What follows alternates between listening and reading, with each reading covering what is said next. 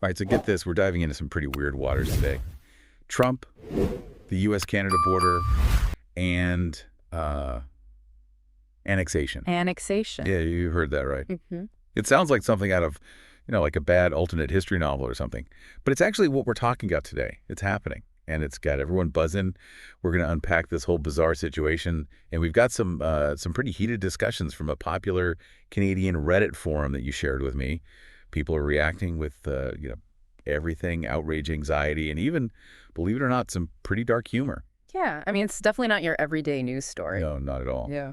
So to get us started, why don't you give us like a quick overview of what exactly is going on here? Sure. So basically, Trump has been making these comments about the U.S.-Canada border and suggesting that, annexing Canada might not be such a bad idea. Annexing Canada. Yeah. In the 21st century. Yeah, I know it sounds crazy, right? Okay. But he's been using some pretty strong language, like talking about, economic force and how Canada would be better protected as part of the U.S. So not exactly subtle then. No, not really. And the timing of all this is pretty interesting, too. Trudeau just resigned, which has left, some uncertainty in Canadian politics. So some people are speculating that Trump might see this as an a moment of weakness for Canada to kind of push this idea. It's definitely a bold move if that's what he's doing. But what's the actual, legal and political reality here? Could the U.S. actually just annex Canada like that? Well, legally speaking, it's highly unlikely. Canada is a sovereign nation with its own constitution and laws. A forced merger would be a clear violation of international law.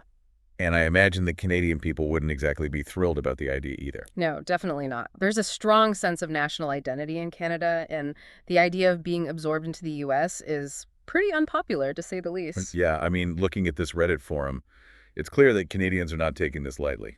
Not at all. There's a lot of anger, a lot of anxiety, and even some, gallows humor. So let's dive into some of those reactions. What are people actually saying? Well, there's a lot of disbelief, frankly. People are saying things like, is this a joke? Is this really happening in 2025? That kind of thing. I mean, it does sound pretty unbelievable. It does. And then there's the anger. People are accusing Trump of being disrespectful, arrogant, and completely out of touch with reality. And what about the anxiety? You mentioned that people were feeling anxious too. Yeah, there's definitely a lot of that. People are worried about what this means for the future of Canada. They're worried about their economy, their way of life, their identity. So it's not just about the politics of it all. It's about a much deeper sense of who they are as a nation. Exactly. And then there's the humor. Some people are trying to find the funny side of this whole situation, making jokes about moving to Europe or starting a petition to annex Alaska in return. The Alaska thing, I saw that. Yeah, that's pretty funny. It is. But even the humor has an edge to it, It's a way of coping with a situation that feels pretty unsettling. So it's like this weird mix of outrage, disbelief, anxiety, and dark humor all rolled into one. Yeah, that pretty much sums it up. Okay, so we've got this backdrop of shock and disbelief. But let's get into the actual substance of what Trump's saying. He keeps using this phrase, artificially drawn line, when he talks about the border. What's he getting at there? Well, it seems like he's trying to downplay the legitimacy of the border, implying that it's somehow arbitrary or artificial and that it shouldn't be an obstacle to, closer ties between the two countries. Closer ties. Oh, yeah. That's one way to put it. But he's also suggesting that Canada would be better protected as part of the U.S. What's the thinking behind that? Well, it seems to be playing into this idea that Canada is somehow weak or vulnerable and needs the protection of a bigger, stronger power. And of course, we can't forget about the whole economic force thing. He keeps bringing that up. It doesn't exactly sound like he's planning on asking politely, does it? No, it definitely doesn't. He seems to be implying that if Canada doesn't play ball economically, the U.S. might have to resort to more forceful measures. Forceful measures, like Rules of measure. sanctions, trade wars. It's not clear exactly what he has in mind, but he's definitely sending a message that the U.S. is not afraid to use its economic clout to get what it wants. And speaking of economics, Oh, what's the actual economic reality here? Yeah. How intertwined are the U.S. and Canadian economies? they're incredibly intertwined. The U.S. is Canada's largest trading partner by far, and Canada is a major supplier of energy and resources to the U.S. So any kind of economic conflict between the two countries would have pretty serious consequences for both sides. Absolutely. It would be a lose-lose situation. The U.S. would lose a valuable trading partner, and Canada would suffer even more from the disruption to its economy. So what are some of the Canadians in this forum saying about that? Are they worried about the economic fallout? Oh, definitely. There's a lot of concern about the potential impact on jobs, businesses, and the overall economy. Some people are even suggesting that this is a wake-up call for Canada to start diversifying its trade partners and reducing its dependence on the U.S. Diversifying. Who are they talking about partnering with instead? Well, there's a lot of talk about the European Union, and then there's this thing called CANZA UK, which is a potential alliance between Canada, Australia, New Zealand, and the UK. Kansas, UK. Interesting. I even saw a few comments mentioning China as a potential partner. Yeah, that's definitely a more controversial idea, but it shows that some Canadians are starting to think outside the box and consider all their options. So it's like this whole situation is forcing them to rethink their place in the world and their relationship with the U.S. Exactly, and it's raising some pretty fundamental questions about Canada's future direction. Okay, so we've got the rhetoric, the reactions, the economic stakes. Now let's talk about the geopolitical implications of all this. If Canada were to actually start distancing itself from the U.S., how would that impact the balance of power in North America and beyond? Well, it would be a major shift. The U.S. has long seen Canada as part of its sphere of influence, and Canada has traditionally relied on the U.S. for security and defense. So if that relationship were to weaken or break down, it would create a vacuum that other countries would be eager to fill. Exactly. And that's where things get really interesting. Countries like China and Russia would likely see this as an opportunity to expand their influence in the region. And that would obviously have major implications for the U.S. Absolutely. It would challenge their dominance in North America and potentially create new security threats.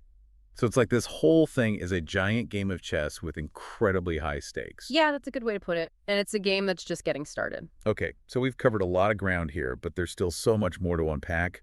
We've got the historical precedents to consider, the potential responses from Canada and the international community, and of course, the big question of what Trump's endgame really is. Right. There's still a lot we don't know. But one thing's for sure, this is a story that's going to continue to unfold in the weeks and months to come. That's right. And we'll be here to break it all down for you.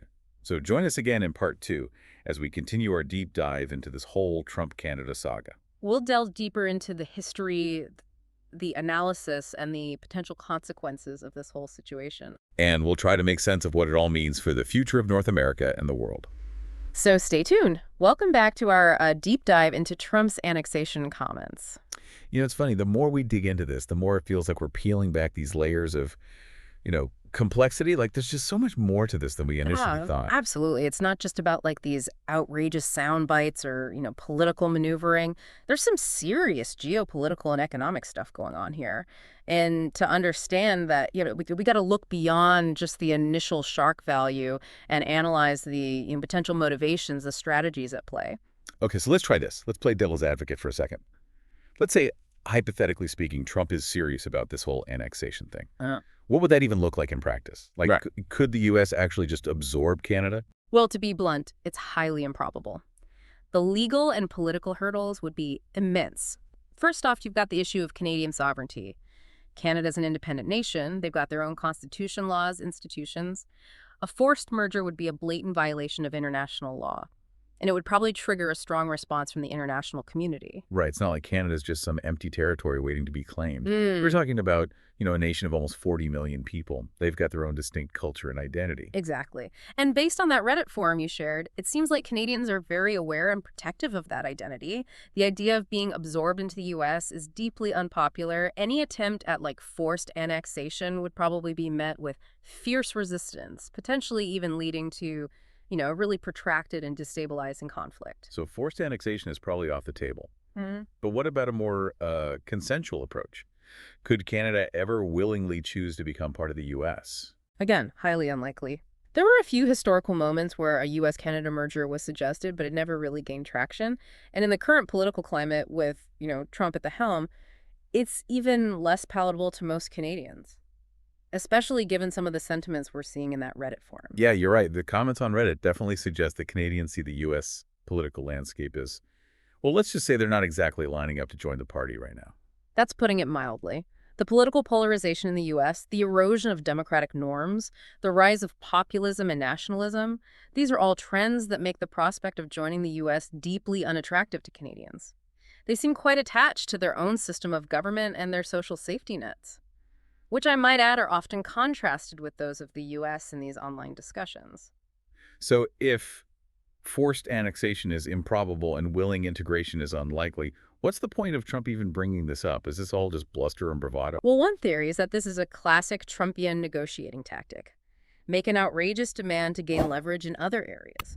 He might be trying to pressure Canada into making concessions on trade or defense spending. Ah, the old aim for the moon land among the stars strategy. Exactly. It's a high-risk, high-reward strategy, and one that Trump has employed before in his business dealings and political maneuvers, but there's also a risk of it backfiring spectacularly. Alienating your closest ally with these kinds of threats could damage the relationship beyond repair. And wouldn't that play right into the hands of countries like China, who are looking to expand their global influence? That's a concern a lot of analysts are raising. They argue that Trump's rhetoric is undermining decades of, carefully cultivated trust and cooperation between the U.S. and Canada. And they're saying the long-term consequences could be really detrimental to both countries. If Canada feels alienated by the U.S., they might be more inclined to see closer ties with other global players, which could shift the balance of power in ways that aren't favorable to the U.S. It's interesting because you can actually see that playing out in real time in that Reddit forum. There's a noticeable shift in sentiment, with a lot of Canadians talking about the need to diversify their economic partnerships and reduce their reliance on the U.S., almost like a self-fulfilling prophecy. That's a great point. Trump's rhetoric might be having the opposite of its intended effect. He might be inadvertently pushing Canada towards greater independence and closer ties with other global players, like the ones mentioned in the Reddit forum, the EU, the UK, even China. So we've got a situation where forced annexation is improbable, willing integration is unlikely, and the potential economic and geopolitical fallout is, significant. That leaves us with the same big question. What is Trump really after here? It's a question that continues to baffle experts and commentators. Some people believe that this is all part of a grand strategy to, reshape North America in Trump's image, while others argue that it's nothing more than a distraction tactic to divert attention from other issues or to, create a sense of crisis that he can then swoop in and solve. And, of course, there's always the possibility that there is no grand strategy, that Trump is simply acting on impulse and instinct, driven by his own ego and personal grievances. That's definitely a possibility we can't discount given his history.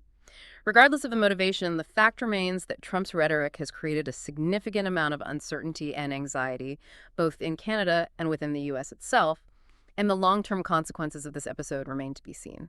All right, so welcome back to our deep dive. We've really dug into this whole Trump-Canada thing, the rhetoric, the potential fallout, the anxieties it's stirring up, north of the border, and even the historical context of the U.S.-Canada relationship. Yeah, it's been fascinating. And I think as we've seen, it's not just about, some outlandish rhetoric. There are real economic and geopolitical stakes here. And the, ripple effects of this could be felt far beyond just North America. Yeah, even if the actual annexation of Canada is, highly improbable. Yeah. The fact that it's even being discussed by a U.S. president has serious implications. It throws everything up in the air, It really does. And it forces us to consider some pretty fundamental questions about the future of North America and maybe even the global order as a whole. So let's shift gears a little bit and delve into the historical context a little bit. Believe it or not, this idea of a U.S.-Canada merger isn't entirely new. There have been moments in history where it was at least considered. Really? Like when we're not talking about ancient history, right? Yeah, maybe not ancient, but certainly a while back. For example, in the late 19th century, there was a movement called Continental Union that advocated for the annexation of Canada by the U.S. Wow, the 19th century. So even back then, people were toying with the idea of a North American superstate. Right. But why did it never gain any real traction? For a lot of the same reasons we're seeing play out today in that Reddit forum you shared. Canadians valued their distinct identity, their British ties, their way of life. They were wary of being absorbed into a, larger, more powerful neighbor, especially one that had just gone through a civil war. That makes sense.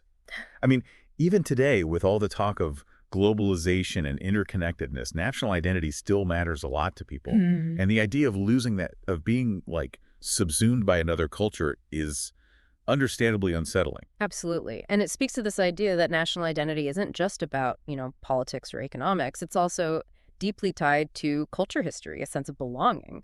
So even though times have changed, those core concerns about preserving Canadian identity are still very much relevant. And it's something that comes up again and again in these Reddit discussions.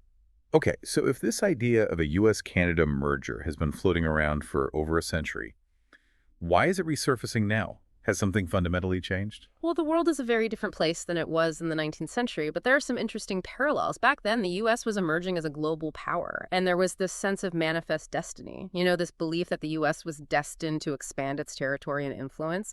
You could argue that we're seeing a similar dynamic at play today. You mean with Trump's America First rhetoric and his attempts to kind of reshape the global order in a way that benefits the U.S.? Exactly. There's a sense that the U.S. is trying to reassert its dominance on the world stage, and that might include exerting more influence over its neighbors, particularly Canada, which has traditionally been seen as a close ally and trading partner. But isn't that a risky strategy? I mean, alienating your allies doesn't seem like a recipe for success in the long run. It's definitely a gamble. Yeah. And it's one that has a lot of experts worried. They argue that Trump's actions are undermining the very alliances and partnerships that have been so crucial to, U.S. global leadership for decades. So what are the potential consequences if Trump actually tries to follow through on these threats? Like, what would a world where the U.S. attempts to absorb Canada actually look like? Well, as we've discussed, the economic and political fallout would be enormous. For Canada, it would mean a complete upheaval of their political and economic systems. They'd lose their sovereignty, their currency, their control over their own resources. It would be a seismic shift and not a welcome one for most Canadians. And let's not forget the social and cultural impact. What would happen to Canadian identity, Yeah. their healthcare system, their social safety net, which they seem incredibly proud of, judging by those Reddit comments? Yeah, those are all valid concerns. And those are the types of anxieties that we're seeing reflected in these discussions. Canadians are worried about losing the things that make them unique, the values and institutions that define their society. And for the U.S., what would be the consequences? Would it really be worth the trouble to try to integrate a population that largely doesn't want to be integrated? That's the big question. On the surface, the U.S. might gain, control over vast territory and resources, but governing a population that sees you as an occupying force is never easy. It could lead to political instability, social unrest, even armed resistance. And let's not forget the international backlash. The U.S. would likely face condemnation from the global community sanctions, diplomatic isolation. It could really fundamentally damage their standing in the world. So it seems like a lose-lose situation for everyone involved, except, as you mentioned earlier, maybe for those who profit from, conflict and instability. But that's a pretty cynical view of things. It is cynical, but unfortunately it's a reality we have to acknowledge. There are always those who benefit from chaos and disruption. But for the vast majority of people, both in the U.S. and Canada, the consequences of annexation would be overwhelmingly negative. Okay, so let's bring it back to the present. How is Canada actually reacting to all of this? We've seen the Reddit comments, but what's the official response? Well, Trudeau, before he resigned, condemned Trump's remarks, calling them absurd, unacceptable. We're seeing similar, strong reactions from other Canadian politicians, and there seems to be a sense of unity across the political spectrum in rejecting the idea of annexation. But are they just talking tough, or are they actually taking any concrete steps to kind of protect themselves? It's a bit of both. They're being realistic about their position. They know they're a smaller country with a powerful neighbor, so they're not in a position to engage in a direct confrontation with the U.S. What are they doing? They're focusing on diplomacy and strategic alliances. Canada is strengthening its ties with other countries, including the EU, the UK, Australia. They're trying to counterbalance U.S. influence and demonstrate that they're not isolated on the world stage. So it's like they're hedging their bets, preparing for a future where they might not be able to rely on the U.S. as much as they used to. Exactly. And they're also taking steps to kind of bolster their own defenses. They're increasing military spending, modernizing their armed forces. It's a delicate balancing act. They need to show that they're willing and able to defend their sovereignty, but without provoking the U.S. So after all of this, we're still left with that same big question. What is Trump's endgame? Is he serious about annexation, or is this all just a ploy for something else? It's the question everyone's asking, and there's no easy answer. Some believe he's just trying to distract from domestic problems or score political points. Others argue he's testing the waters, seeing how far he can push Canada before they push back. And then there are those who think this is all part of a grand strategy to reshape North America in his image. But honestly, at this point, your guess is as good as mine. I guess we'll just have to wait and see how it all plays out. But one thing is for sure, this whole situation has really highlighted the complex and evolving dynamics of the U.S.-Canada relationship. It has. And it raises some important questions, I think, for us to ponder. What does it mean to be allies in today's world?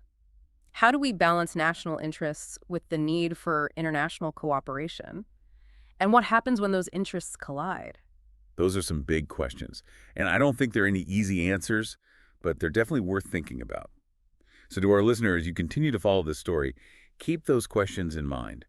Pay attention to how Canada responds, how the U.S. reacts, and how the rest of the world kind of weighs in. Because ultimately, this isn't just about Canada or the US. It's about the future of global relations in a world that's becoming increasingly interconnected and unpredictable.